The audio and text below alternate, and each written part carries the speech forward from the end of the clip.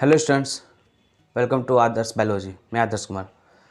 जैसा कि हमारा अभी चैप्टर चल रहा है द लिविंग वर्ल्ड।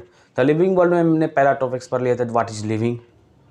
हमने व्हाट इज लिविंग को बहुत अच्छी तरह से एक्सप्लेन किया, बहुत अच्छी तरह से पढ़ा। देन हमारा नेक्स्ट टॉपिक है taxonomic and systematics. Taxonomic and systematic की अगर हम बात करें तो अगर हम आपको आसान जैसे टेक्सोनॉमी की अगर हम बात करेंगे, टेक्सोनॉमी को अगर हम आसान सी भाषा में आपको समझाना चाहें, अगर आप मान लें किसी जंगल में जा रहे हैं, गए हों, वहाँ पे एक ऐसा वहाँ पर आप एक ऐसा एनिमल्स देखें जो कि मतलब आपने कभी देखा ना हो, नहीं मतलब कभी या पिक्चर्स या ऐसा ही कभी कभी उसे देखा ही ना हो, मतलब उस टाइप के एनिमल्स आप कभी देखे नहीं हो। आपके दिमाग में एक बात आ गई कि इसका नाम क्या होगा, ये किस टाइप का, ये कौन सा एनिमल्स हैं। हाँ, फिर आपके दिमाग में आएगा क्यों ना साइंटिस्ट को इनके बारे में स्टडी करनी चाहिए। तो आप उस एनिमल्स को एक साइंटिस्ट के पास लेकर जाते हैं। तो साइंटिस्ट भी ऐसा नहीं है कि वो साइंटिस्ट आपको देखेंगे और बता देंगे ये एनिमल है या वो एनिमल है, मतलब कुछ भी ऐसा नहीं बता सकते वो एक्चुअली में। उनको भी इस एनिमल के बारे में अगर स्टडी करनी है तो उनके भी एक पैटर्न होते हैं, वो उसी पैटर्न के थ्रू उसको डिफाइन करके तब वो आपको बताएंगे कि वो कौन से मतलब कि एनिमल्स हैं, किस किंगडम में आएंगे, किस क्लास में आएंगे, तब वो डिफाइन कर पाएंगे।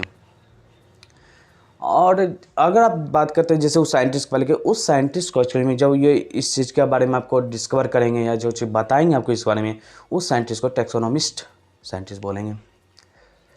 टेक्सोनोमिस्ट की अगर हम टेक्सोनोमी की बात करें, हम अगर जैसे कि मान लीजिए वो जानवर को या उस एनिमल को अगर हम बात करेंगे, जो एनिमल को आप साइंटिस्ट के पास लेकर गए, उसे कुछ स्टेप्स होते हैं जिससे वो डिफ़ाइन करेंगे कि एनिमल्स मतलब इन क्या है, मतलब इनका नाम क्या होगा, या फिर या उनके क्लास को डिफ़ाइन करना, उनके किंगडम्स को डिफ़ाइन करेंगे वो। तो उनका सबसे पहला स्टेप होगा आइडेंटिफिकेशन। आइडेंटिफिकेशन की बात करें अगर हम आपको समझाना चाहें तो जैसे कि उस एनिमल में वो देखेंगे कि उसके कितने पैर हैं, उसकी आंखों का कलर कैसा है, उसके एक पूँछ होंगे या नहीं है, वो उसके हाइट, ये सब चीज़ वो कैलकुलेट करेंगे, मेंशन करेंगे। तो इस स्टेप को हम आइडेंटिफिकेशन कहेंगे। जब आइडेंटिफिकेशन हो जाएंगे वो नेक्स्ट स्टेप की ओर बढ़ेंगे। नेक्स्ट स्टेप में आप वो साइंटिस्ट ने उन्हें नाम देना होगा, नेमिंग प्रोसेस होगा, मैंने कि वो नाम देंगे, उसे साइंटिफिक नेम देंगे। साइंटिफिक नेम का मतलब होता है जैसे कि आप देखिए ऐसा नाम जो कि आप कहीं भी जाए उस नाम को बोले तो उस नाम से आपको वो पता चले हाँ ये इस एनिमल की बात कर रहे हैं कहीं भी। बट एक ऐसे भी नाम होते हैं जो कि मान लीजिए किसी फ्रूट का नाम ले ले, आप कोलकाता चले जाए वहाँ कुछ और फ्रूट का नाम बताएंगे, उस फ्रूट का कुछ और नाम होंगे। दिल्ली में चले जाए तो उसी फ्रूट को कुछ और नाम से बताएंगे, गुजरात चले जाए तो उसी फ्रूट से आपको किसी और नाम से बताएंगे, डिफरेंट नाम से आपको वो एक्सप्लेन करेंगे। बट उसका भी एक साइंटिफिक नेम होगा जहाँ जो नाम आपके पूरे वर्ल्ड में चलेंगे, मतलब आप पूरे वर्ल्ड में कहीं भी चले जाए उस फ्रूट का एक साइंटिफिक नेम होगा जो बोलने पे आपको सामने वाले ये समझ जाएगा कि आप किस फ्रूट की बात कर रहे हैं। बट अगर आप कोलकाता की बात करें, कोलकाता वाला जो लैंग्वेज से अगर हम बात करेंगे उस फ्रूट को जो बोलते हैं वो दिल्ली में जाकर आप बोलिए तो नहीं समझ पाएंगे। तो ये प्रॉब्लम होता है। बट इसी कारण से साइंटिफिक नेम होते हैं जो कि आप उस चीज़ को मतलब आप कहीं भी जाएँ तो उस चीज़ को डिफाइन कर पाए कि वो हाँ आप किस फ्रूट के बारे में बात करें। उसी तरह साइंटिस्ट लोग भी उस एनिमल्स का एक नाम देंगे जिसे हम नोमेनक्लेचर बोलते हैं। इस स्टेप को हम नोमेनक्लेचर बोलेंगे। इसमें हम एक साइंटिफिक नेम दिया जाता है जिसकी भी हम स्टडी कर रहे हैं, जिसकी भी हम मतलब अगर डिस्कवरी की बात किया जाए तो उसका एक साइंटिफिक नेम दिया जाता है, तो उसे हम नोमेनक्लेचर स्टेप बोला जाता है। फिर देन नेक्स्ट स्टेप की अगर हम बात करेंगे तो नेक्स्ट स्टेप में एक्चुअली में उसका किंगडम डिसाइड करेंगे। जैसे कि हमारे किंगडम की अगर हम बात करें, किंगडम्स के बारे में पढ़ते हैं, 5 किंगडम्स के बारे में पढ़ेंगे। 5 किंगडम्स में से हम उसे किस किंगडम्स में रखेंगे ये इंपॉर्टेंस रहेगा, पहले वो डिसाइड करना कि उसे किस किंगडम में रखेंगे। जैसे कि हम बात करें तो हम बोल रहे थे एनिमल की बात कर रहे थे, तो ऐसा नहीं कि उसे हम प्लांट किंगडम में रख देंगे। प्लांट किंगडम में बैक्टीरिया किंगडम में हम नहीं रख सकते क्योंकि वो सिंगल से छोटा सा होगा। तब फंगाइज किंगडम्स में नहीं रख सकते क्योंकि वो फंगाइज मूव नहीं करते हैं। अगर हम बात करें आपका प्रोटोजोन के बारे में बात करें तो वो भी सिंगल सेल होते हैं, तो हम उसमें भी नहीं रख सकते हैं। तो ये सब एनिमल किंगडम में रखेंगे, इसलिए हम एनिमल किंगडम की बात कर रहे हैं, एनिमल्स की बात कर रहे हैं, तो उसे हम एनिमल किंगडम में रखते हैं। फिर हम उसके फाइलम डिसाइड करते हैं कि वो किस फाइलम में, वो किसके मतलब किससे उसका कैरेक्टर मिलता जुलता होगा, तो हम उसके उस फाइलम में रखेंगे। मान लीजिए हम उसके कोरबाटा फाइलम में रखते हैं, कोडाटा फाइलेंस में हम उसका रखते हैं। फिर हमारा नेक्स्ट स्टेप होगा कि हम उसके क्लास को डिफ़ाइन करेंगे कि वो किस क्लास में एग्जिस्ट करेंगे। अगर मान लीजिए वो रेप्टाइल्स के तरह उसका कैरेक्टर्स मिलता हो तो हम उसे रेप्टाइल्स में ही रखेंगे। तो इस तरह से हम उसके डिफाइंस करते हैं कि हाँ वो तब जाके वो एक्चुअली में डिफाइन होंगे, हाँ ये इसका ये नाम हुआ, ये इस कैरेक्टर्स में होंगे। उसका मान लीजिए एक नाम तो दे ही चुके कि हम, हाँ इसका ये नाम हुआ, साइंटिफिक नाम जो होगा वो नाम उसके मिल चुका है, उसका डिफाइन हो चुका, वो किस क्लास में हो, किस तो इसी प्रोसेस को जो ना उसके मतलब कि किंगडम डिसाइड करना, फाइलम डिसाइड किया, उसके बाद हमने उसका क्लास, तो इस प्रोसेस को हम क्लासिफिकेशन बोलते हैं। तो हमारा तीसरा जो हमारा स्टेप था वो क्लासिफिकेशन था। मतलब हम 3 स्टेप में, साइंटिस्ट लोग 3 स्टेप में उसे डिफ़ाइन कर देंगे कि वो मतलब किस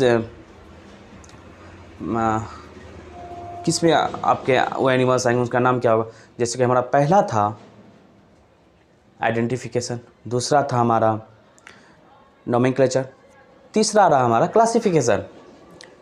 तो टैक्सोनॉमी में जो बात करेंगे, अगर आपसे कोई भी टैक्सोनॉमी के बारे में पूछ दे कि टैक्सोनॉमी क्या है, जैसे कि आप बात करेंगे टैक्सोनॉमी क्या है, तो अगर हम सीधा सा इसमें बात कर सकते हैं, taxonomy is the science of theory and procedure of in identification, nomenclature and classification। तो आप नॉर्मल से ये डिफिनेशन दे सकते हैं, वैसे इसके बहुत अच्छे से जो डिफिनेशंस हैं। तो ये नॉर्मल से क्या होता है कि आपको याद रहना चाहिए, अगर कोई भी सामने से पूछ दे तो आप उसका तुरंत आंसर कर पाए, तो ये एक छोटा सा आपको रहेगा। तो अगर हम फिर आगे अगर इसकी बात करेंगे, जैसे कि हम बात किए थे टेक्सोनॉमी एंड सिस्टेमेटिक। तो टेक्सोनॉमी तो हम आपका क्लियर कर दिए कि टेक्सोनॉमी आखिर का क्या होता है, टेक्सोनॉमी में आपको क्लियर हो चुका है। एंड देन हम बात करेंगे सिस्टेमेटिक की। सिस्टेमेटिक की अगर हम बात करें, इसे हम आसान भाषा में अगर समझा जाए, कोई भी बर्ड्स हो या कोई भी मैमल्स हो, वो रेप्टाइल्स से ही आए। आपको लग रहा होगा ये क्या बोल रहे हैं, बट इसे समझिए कि कोई भी बर्ड्स हो या कोई भी मैमल्स हो, वो रेप्टाइल्स हैं। रेप्टाइल्स के एक ग्रुप से बर्ड्स हैं, रेप्टाइल्स के एक ग्रुप से मैमल्स हैं। तो अब हम बात करते हैं कि रेप्टाइल्स की अगर बात करें, तो रेप्टाइल्स जो हैं एम्फीबिया से हैं। जैसे कि एम्फीबिया को रिप्रोडक्शन करने के लिए वाटर की ज़रूरत होती है। अगर हम फॉर्क की बात करें तो बहुत सारे फॉर्क को जो है ना रिप्रोडक्शन करने के लिए वाटर की ज़रूरत होती है, बट बहुत सारे एम्फीबिया ऐसे हैं जो अपने आप को एवॉल्व कर लिए कि वो सूखे इन्वायरमेंट में भी जिंदा रह पाए। फॉर्क की बात करें तो फॉर्क अभी भी उसे एम्फीबिया में ही रखा जाता है, बट कुछ फॉर्क हैं जो रेप्टाइल में भी आते हैं। तो इसी तरह से एम्फीबिया से आपके रेप्टाइल्स में, रेप्टाइल से बर्ड्स एंड मैमल्स हैं। वही एम्फीबिया की बात करें तो वो फिश से हैं। एम्फीबिया की बात करें तो वो फिश से हैं। तो इनके बीच में जो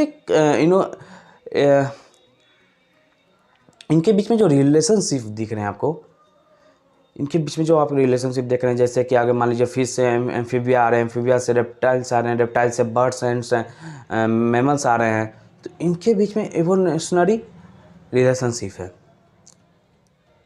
इसी इवोल्यूशनरी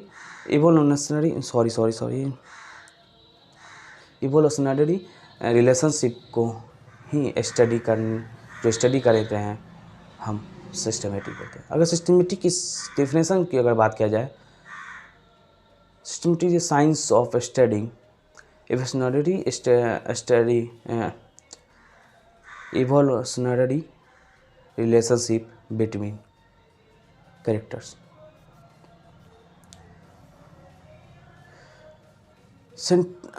सिस्टमेटिक के सिंपल सी डिफिनेशंस हैं। बहुत सारे टीचर्स होते हैं कि आपको इसमें बहुत सारी चीज़ बताएंगे, बहुत से, बट इसमें कुछ ऐसा था मतलब नॉर्मल सा ये रहता है। अगर हम बात आपको जैसे सिंपल सी बात बोलेंगे कि अगर कभी भी आपको टैक्सोनॉमी एक सिस्टमेटिक की क्वेश्चन है तो कोई यहाँ कन्फ्यूज होना नहीं है, सीधी सी बात है। टैक्सोनॉमी 3 मिशन से बनी हुई है, आपको पता है। पहला आइडेंटिफिकेशन, दूसरा नोमेनक्लेचर एंड क्लासिफिकेशन। और हमारे सिस्टमेटिक में जो है वो मतलब रिलेशनशिप, इन्वर्सनरी रिलेशनशिप को डिफाइन करते हैं। जैसे कि हम बात करेंगे, जैसे कि फिश जो एम्फीबिया के बाबूजी हो गए या बाप हो गए, या उसके बाद बात करें एम्फीबिया जो रेप्टाइल का बाप हो गया, रेप्टाइल जो है बर्ड्स एंड मैमल्स का बाप हो गया, बर्ड्स एंड मैमल्स एक दूसरे का भाई हो। यही इस रिलेशनशिप को डिफाइन करता है सिस्टमेटिक। और टैक्सोनॉमी जो है हमारे 3 मिशन से बने होते हैं। तो ये भी एक बड़ा इंटरेस्टिंग जो छोटा सा टॉपिक्स था। इसी तरह छोटे छोटे टॉपिक्स होते हैं ये एक्चुअली में। अब ऐसे अगर आप देखा जाए तो इसे भी बहुत बार कर सकते हैं। अगर टीचर्स लोग की बात करते हैं, ये बहुत अच्छी तरह से पढ़ाया जाता है। इस पर बहुत सारे टीचर्स एक क्लास ले लेते हैं इसके ऊपर तो। बट ये कुछ ऐसा है नहीं, ये छोटा सा टॉपिक्स, इसमें जो इतना ही ध्यान रखना पड़ता है बस। जो हम अभी पॉइंट्स बताएं आपको, बस यही है। अगर समझना चाहेंगे तो बस इतना ही है। और बस यही बोलूँगा कि आप लोग क्वेश्चन करते रहिए, क्वेश्चंस आपके ज़रूर होंगे। ऐसा नहीं है कि हम जो बता रहे हैं या आपको शॉर्ट तरीक़ा से बता रहे हैं तो क्वेश्चंस नहीं, क्वेश्चंस 100% क्वेश्चंस होंगे आपके। और नेक्स्ट क्लास में हम बात करेंगे, फिर इसके आगे के लेक्चर्स की बात करेंगे तो हम इसमें टैक्सोनॉमिक्स से, जैसे कि हमारा ये था सीक्वेंस चल रहा था टैक्सोनॉमिक्स।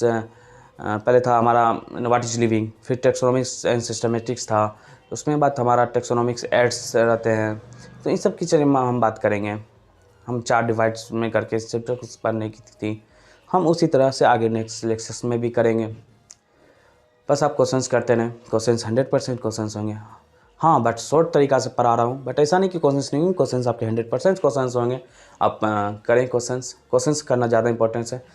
बस हमारा यही एम रहेगा कि हम एनसीईआरटी से बाहर ना पढ़ाएं, एक्स्ट्रा कुछ ना पढ़ाएं, जो कि आपके एग्ज़ाम, क्योंकि एग्ज़ाम भी आपके नज़दीक आ रहे हैं, तो आप अच्छी तरह से समझ लें और अच्छी तरह से क्वेश्चंस कर पाएँ, अच्छे रैंक ला पाएँ। एंड थैंक यू हमारे चैनल के साथ जुड़ने के लिए, हमारे लेक्चर्स को देखने के लिए। धन्यवाद।